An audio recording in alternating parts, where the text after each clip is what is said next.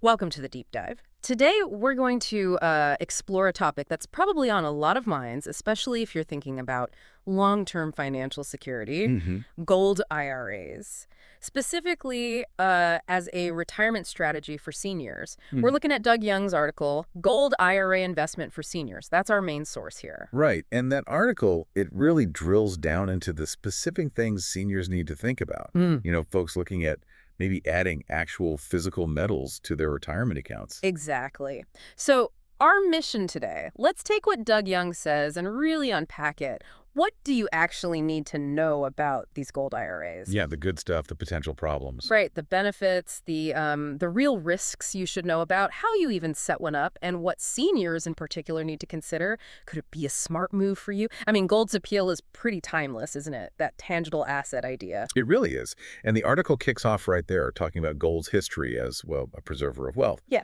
especially when inflation starts eating away at the value of, say, the dollar. Like a historical anchor for your savings. Exactly. A safe harbor, you could say. Right, that classic idea. Gold holds up when other things are, you know, going up and down. And the article points out it's not directly tied to one specific country's economy or currency. hmm That independence gives it a bit of a buffer against global market swings, which, if you're looking for long-term stability in retirement, that's definitely something to think about. Makes sense. Yeah, precisely. For seniors, often the focus shifts, doesn't it? Mm. Less about aggressive growth, more about protecting what you've built up, making sure there's a reliable income. Gold can potentially fit into that picture, offer some peace of mind, maybe. Okay, so potentially adding gold. But let's get specific. What is a gold IRA exactly? Doug Young's article calls it a self-directed IRA. What does that mean for listeners? Well, the key word there is physical. Most IRAs hold paper assets, right? Stocks, bonds, mutual funds. A gold IRA lets you hold tangible precious metals. Tangible, like actual bars and coins. That's right. Gold, silver, platinum, palladium. But they have to be IRS approved bars and coins. Ah, okay. So it's not like you can just, take your grandmother's necklace and put it in the IRA. There are rules about purity. Definitely not. The IRS has very strict standards. For gold, it needs to be at least 99.5% pure. Wow, that's specific. Silver's 99.9%, platinum and palladium are 99.95%. It's all about ensuring the quality and the recognized value of what's in the IRA. It has to meet the standard or it can't be held. Simple as that. Got it. Now, the article mentions tax advantages too. Sounds like they work similarly to, regular IRAs, traditional and Roth. That's the idea.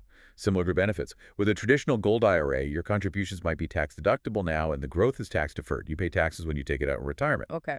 With a Roth Gold IRA, you put in money you've already paid taxes on, so after-tax contributions. But then, qualified withdrawals in retirement, including the growth, are completely tax-free. Tax-free, that could be appealing for seniors maybe expecting higher costs later, even if they're in a lower bracket now. Potentially, yes. Yeah. So definitely something to consider. But, everyone's situation is different. Talking to a tax advisor is really the best way to figure out which one makes sense for you. Always good advice. Okay, so we've talked about the potential upsides, but let's not forget the other side. Risks, costs. Doug Young brings these up. What are the big ones people need to watch out for? Fees. Definitely the fees. This isn't like your standard brokerage account. You've got setup fees just to open the gold IRA. Okay. Then there are annual fees for the custodian who manages the account. And, importantly, fees for storing the physical metal in an approved depository. You can't just keep it at home. Right, needs secure storage. And those fees add up. They can. The article mentions they can range from, say, $50 to several $100s per year. And that's not counting the initial setup cost. Ouch. So over like 20 years of retirement? Exactly. Even at the low end, those storage costs can eat into your returns. If you're on a fixed income, that's a really crucial calculation to make. Absolutely. And then there's getting your money out if you need it. It's physical gold, not a stock you sell instantly. Liquidity seems like a potential issue. It is. Gold IRAs are really designed for the long haul. If you need cash, you have to sell the actual gold. That means contacting the custodian, arranging the sale, shipping the metal. Takes time. It does. The article says days, maybe even weeks. So the takeaway is, don't put money you might need suddenly into a gold IRA. You need other, more liquid assets available for emergencies. Right. Don't tie up your emergency fund in gold bars. I see. Okay. So let's say someone's listening, they've weighed the pros and cons, and they think, maybe this is for me. What are the first steps to actually setting one up based on the article? Well, first things first, Hmm. research. You absolutely have to do your homework on Gold IRA companies. Find a reputable one. Makes sense. What else? Then you need to decide, traditional or Roth, which fits your tax situation and retirement plan better. And then, naturally, you need the paperwork and the initial funds ready to go. And choosing that company sounds critical. They handle everything, right? Buying, storing, reporting. They do. So you want a provider with a solid track record. Look for positive customer reviews, transparent fees, make sure they're upfront about all the costs. Any names the article mentions. Yeah. Doug Young highlights a few he rates highly. August Precious Metals gets a nod for having zero complaints with the BBB and BCA. Goldco for high customer satisfaction. American Hartford Gold as a strong newcomer. So options to compare. Definitely. Compare them. See Yeah. who you feel most comfortable with, who explains things clearly. Now, what if you already have an IRA or a 401k? Can you move that money into a gold IRA, like a rollover? Yes, the article covers that. You can typically roll over funds from an existing retirement account into a Gold IRA. It's usually done as a direct custodian-to-custodian transfer to avoid taxes or penalties. So you don't take possession of the money yourself. Ideally, no. You work with both custodians to handle the transfer correctly, following IRS rules. Once the funds are in the Gold IRA, then you can use them to buy the approved metals. Just remember, annual contribution limits still apply. Okay. The article also uses a case study, right? Someone named John, a retiree. How do those examples help? Yeah, John, 66, transferred funds, saw some growth. Look, one person's story isn't a guarantee for you, obviously, but it does show that, with planning and guidance, it's possible. It makes the whole thing a bit more real, less abstract. Sure. Beyond just setting it up, does the article talk about maximizing potential, like when to buy gold or diversification? It does. Timing the market is tricky, of course, but buying when gold prices are lower could potentially help your returns. But the bigger point it stresses is diversification. Don't put all your eggs in the gold basket. Exactly. A gold IRA should be part of your portfolio, not the whole thing. Mix it with stocks, bonds, maybe real estate. That's still fundamental. And stay informed. Keep an eye on economic trends that might affect gold. Right. There's also an expert's corner section in the article with more tips. Yeah, it mentions things like monitoring the market for buying or selling opportunities, and it talks about dollar cost averaging. Dollar cost averaging. How would that work with gold? Basically, you invest a set amount of money regularly, maybe monthly, maybe quarterly. Doesn't matter if the price is high or low that month. So you buy more gold when it's cheaper, less when it's expensive. Exactly. Over time, it averages out your purchase price. It can be less stressful than trying to guess the perfect moment to buy.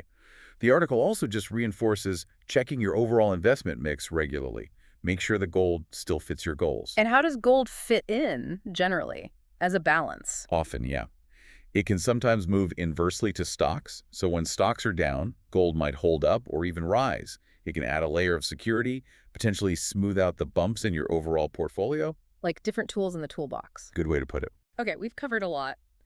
But the million-dollar question, or maybe the gold bar question, is a gold IRA right for you, the listener?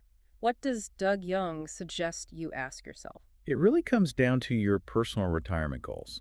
What are you trying to achieve?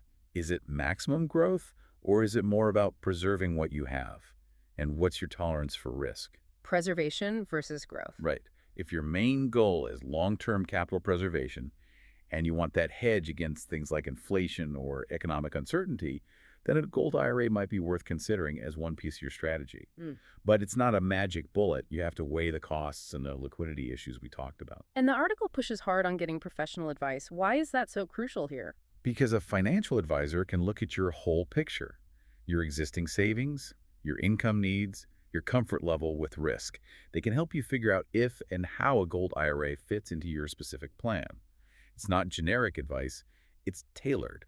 That's really valuable. Makes sense. The article wraps up with some FAQs too, which is helpful, like adding gold to an existing IRA. Which we know now means rolling it over or transferring to a self-directed IRA that handles IRS-approved gold. Right. And minimum investments. That varies a lot by company. Could be $5,000, could be $50,000 or more. So that's a practical hurdle for some. Definitely. It also clarifies the differences from other accounts, the physical metal, the storage, the specific fees. And the tax benefits, again, similar framework to traditional and Roth, but always best to double-check with a tax pro for your specific situation. And that key point about liquidation selling physical gold takes longer than selling stocks. days or weeks. Critical point. You need to plan ahead if you think you'll need cash from it. Have other liquid funds readily available. So wrapping this up, a gold IRA, it offers potential benefits. Diversification, that historical inflation hedge, maybe a sense of security from a tangible asset. Absolutely. But, and it's a big but, you have to go in with your eyes open, understand the setup, the ongoing costs, the fees, and especially the liquidity factor. Know how long it takes to get your money if needed. Right. Which brings us to our final thought for you today. Think about gold's long history. Think about today's economy. How might a tangible asset like gold fit into your personal vision for retirement? It's a good question to ponder. Definitely worth exploring more. And as Doug Young, with his deep background in finance and precious metals, really emphasizes, talk to a qualified financial advisor. See if it truly aligns with your individual goals and needs. You can find more on his background in the article's author section. Ultimately, it's about making informed choices, choices tailored just for you, to help build a retirement that feels secure and lets you sleep at night.